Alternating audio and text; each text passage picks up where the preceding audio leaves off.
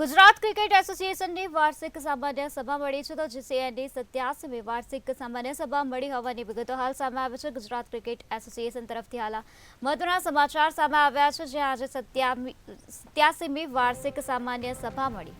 નરેન્દ્ર મોદી સ્ટેડિયમમાં જીસીએની એજીએમ બેઠકમાં BCCI secretary Jay Shah પણ ઉપસ્થિત રહ્યા। જીસીએ પ્રમુખ ધનરાજ નથવાણી પણ ઉપસ્થિત રહ્યા। ગ્રાસરૂટ પર ક્રિકેટને વિકસાવવા નિર્ણય લેવામાં આવ્યો। જિલ્લાના ક્રિકેટને આગળ લાવવા માટે બેઠકમાં ચર્ચા વિચારણા થઈ તો આજે જીસીએની 87મી વાર્ષિક સામાન્ય સભા મળી।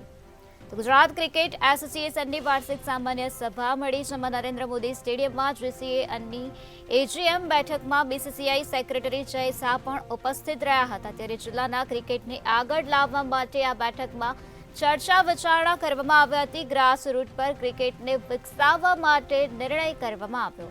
જીસીએ પ્રમુખ ધનરાજ નથવાણી પણ આ બેઠકમાં ઉપસ્થિત રહ્યા।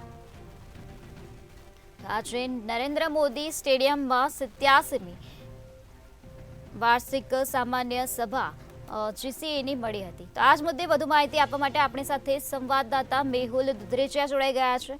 જી મેહુલ, જીસીએની 87મી વાર્ષિક સામાન્ય સભા મળી, શું છે વધુ વિગત?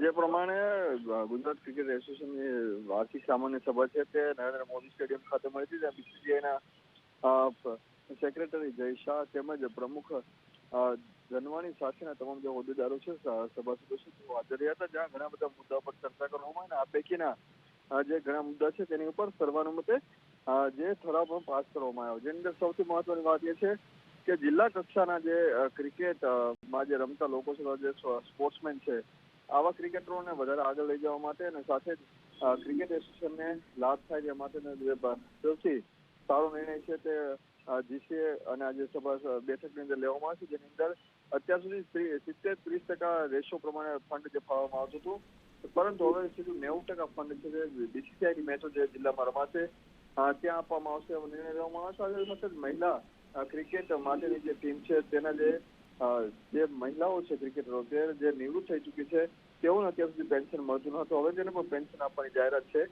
ત્યાં જે સામાન્ય સભા છે તેની અંદર કરવામાં આવી। સાથે તમામ મેદાનોની જાળવણી માટેની પણ જે ચર્ચા છે તે પણ કરવામાં આવી છે।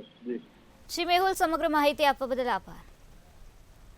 આ બેઠકમાં બીસીસીઆઈ સેક્રેટરી જય શાહ પણ ઉપસ્થિત રહ્યા, તેમજ જીસીએ પ્રમુખ ધનરાજ નથવાણી પણ ઉપસ્થિત રહ્યા। જીસીએની 87મી વાર્ષિક સામાન્ય સભા મળી, જેમાં જિલ્લાના ક્રિકેટને આગળ લાવવા માટે બેઠકમાં ચર્ચા વિચારણા કરવામાં આવી। ગ્રાસરૂટ પર ક્રિકેટને વિકસાવવા માટે નિર્ણય લેવામાં આવ્યો।